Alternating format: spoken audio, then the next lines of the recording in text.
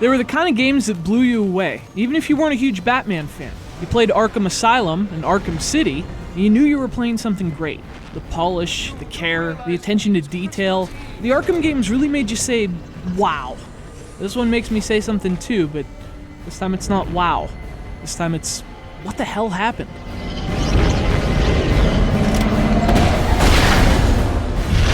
It's been 2 years now since The Incredible Arkham City, which came 2 years after The Incredible Arkham Asylum. It seems all The Incredible's been used up. Arkham Origins doesn't have the same impact. You could chalk it up to familiarity, I guess. It's nowhere near as interesting after you've already seen it. But if the second game was still amazing, why the sudden drop-off with the third game? Seriously, what happened here? How does that kind of quality just fade into the night?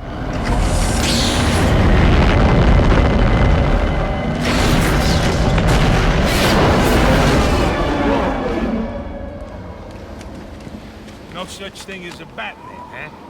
And I guess it starts with the story. I mean, the stories were a highlight of the first two games. This time around, the story's it's not as high of a light, I guess. I mean, it's a prequel, so there are some cool moments, kind of moments that can make prequels so much fun for longtime fans. Who is the Joker? Was he the killer here? Or is he one of the assassins? But you know, none of those moments are as awesome as you'd expect. They're never quite as, oh shit, as they should be. And I think it's because the story's just not as great this time. It's not awful or anything, but by Arkham standards, it really falls short. It actually feels like it's recycling ideas. The villain puts a huge bounty on Batman's head, and that draws the attention of all the other villains, and that means, hey, the gang's all here. Just good friends. I seen your act. I ain't done nothing you not done.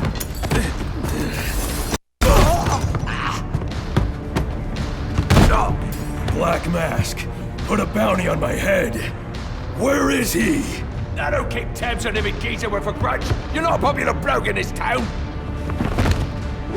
And did you notice the stuttering there? Or how about here? If not, it's cool. The game's full of those moments. Glitches, poor frame rate, loading pauses, and that's the kind of stuff that sets Origins apart from the other Arkham games.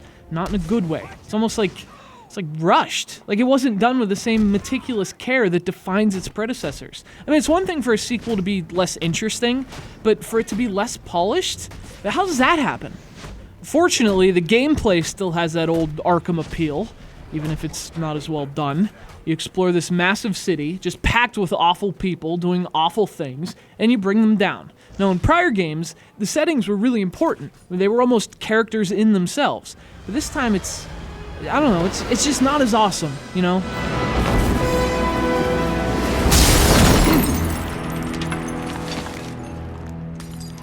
I mean, Gotham's being hit by a snowstorm, which is cool. It has this Batman Returns kind of vibe almost.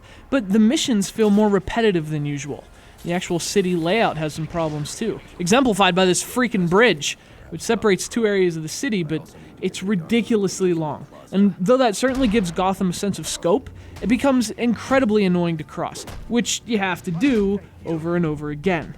I also ran into a lot of limitations too, like buildings I could only go around, for example. And these things take away from the freedom and the size that the game otherwise works so hard to create.